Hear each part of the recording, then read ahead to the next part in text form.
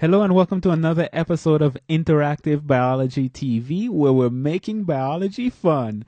My name is Leslie Samuel, and in this video I'm going to talk about three more intrinsic shoulder muscles, and that would be supraspinatus, infraspinatus, and teres minor. I wanted to take these together because they have it's easy to remember their insertions when you look at three of them together. So let's get right into it and deal with the first muscle, which would be supraspinatus. Now, if you remember when we looked at the clavicle, not the clavicle, but the scapula, we looked at the fact that on the posterior or the dorsal surface, you have the spine of the scapula that we're showing in this model right here. And above that, we have the supraspinous fossa. Below that, we have the infraspinous fossa.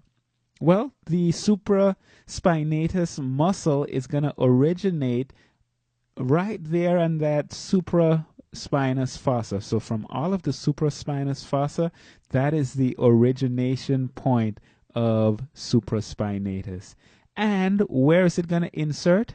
It's going to actually come through here and go under the acromion and then insert right here on the superior or the upper facet of the greater tubercle. Remember, we have the upper, the middle, and the lower facet. On the upper facet, that's where we have the insertion point for supraspinatus. Now, what's going to happen with this when this muscle contracts? It comes from the supraspinous fossa to right here at the top, pretty much, of the greater tubercle, the upper facet of the greater tubercle. When that contracts, what's that going to do to the humerus? Well, that's going to cause abduction. So it's going to actually initiate the process of abduction when the supraspinatus muscle contracts, just based on where it originates, where it attaches. It's not a huge muscle, so it doesn't do all of the abduction, but it does initiate that process. So let's move on to the next one, which would be infraspinatus, and you can see that here, and it's originating from the infraspinous fossa, and then it's going to insert on the middle facet of the greater tubercle of the humerus. So we're going from origin to insertion. Now, what's going to happen when this contracts, that muscle contracts? Well, that's going to cause external rotation of the humerus. So you're going to externally rotate your arm, and that's going to be aided by the contraction of infraspinatus. Then we're going to look at the third one, which is teres minor, and you can see teres minor over here. I didn't show infraspinatus on the previous picture like this, but infraspinatus is right here. Teres minor, right here. That's going to be slightly inferior to most of infraspinatus, but that's going to originate. Here we have the lateral border of the scapula.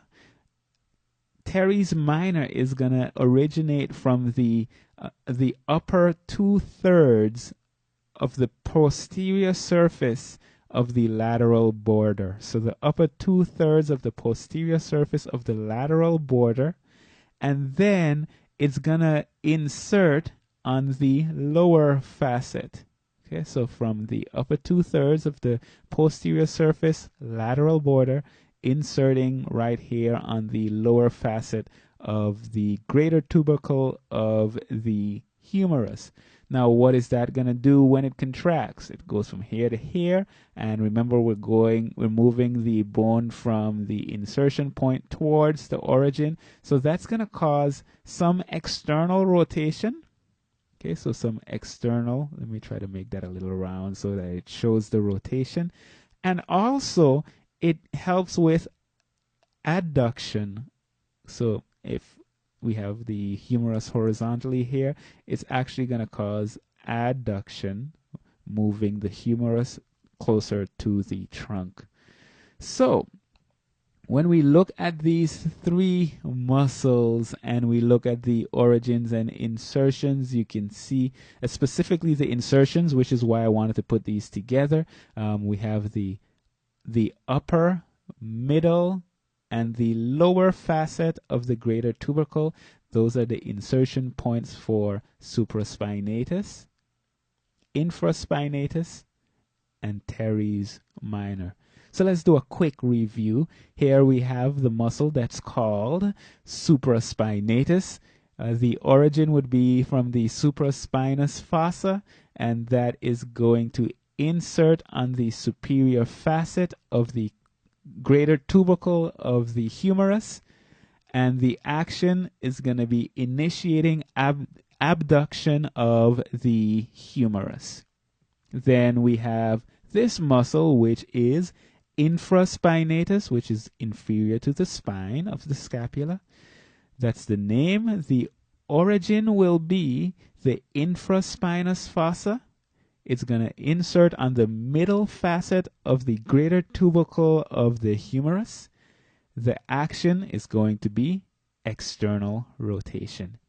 And then lastly, we have teres minor, originating on the upper 2/3 of the posterior surface of the lateral border of the scapula. That's a mouthful. We have it inserting on the lower facet of the greater tubercle of the humerus. And in terms of the action, it causes external rotation and adduction of the humerus. So that's pretty much it for this video.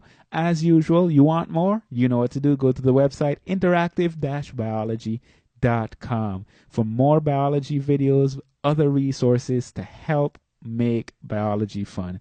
This is Leslie Samuel. That's it for this video, and I will see you on the next one.